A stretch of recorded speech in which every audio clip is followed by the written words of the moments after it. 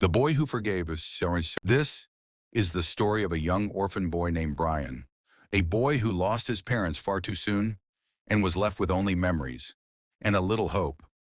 After his parents passed away, Brian went to live with his uncle and aunt.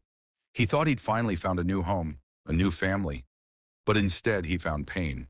Every morning before sunrise, Brian would wake up to fetch water from the river.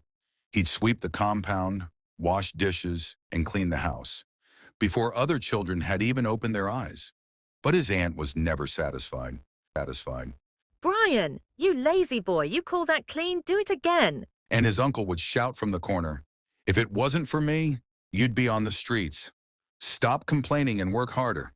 They barely gave him enough to eat.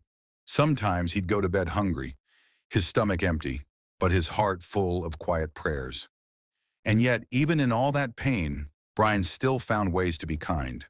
He shared his little food with stray animals, helped old neighbors carry firewood, and always wore a small, tired smile. He believed one day life would be better.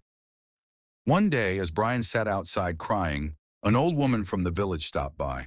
Her name was Mama Joan. "My boy, why are you crying?" "I miss my parents, and I'm always in trouble here." "Don't worry, my child. God sees everything. Things will change." Mama Joan started visiting often. She noticed the bruises, the sadness, the loneliness. Brian's uncle was warned, and the local pastor introduced Brian to a kind couple, Mr. and Mrs. Nyiroge, who agreed to take him in.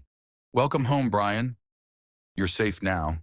For the first time in years, Brian slept in a warm bed. He ate a full meal without fear, and he smiled, truly smiled. Years passed. Brian studied hard, determined to make something of himself. He never forgot the pain, but he used it as fuel to become better. "I want to help others the way people helped me." He worked tirelessly, through sleepless nights, through challenges and doubt, and one day he finally made it. Brian became a doctor, known not just for his skill, but for his heart. He treated poor families for free, helped orphanages, and became a light in his community.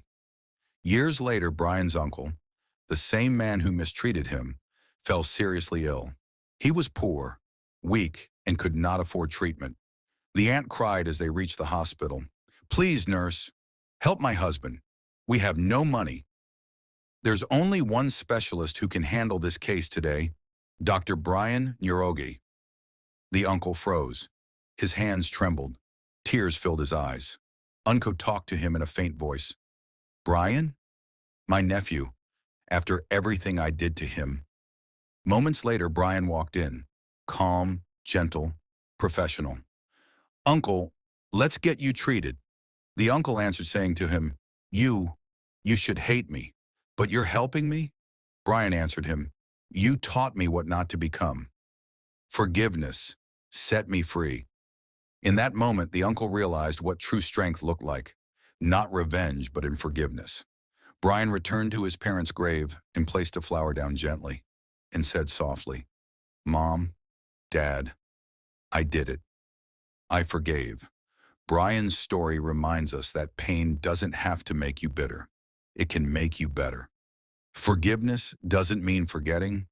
It means freeing yourself from the weight of hate. So if someone has hurt you, let go. Be kind, because in the end, kindness always comes back.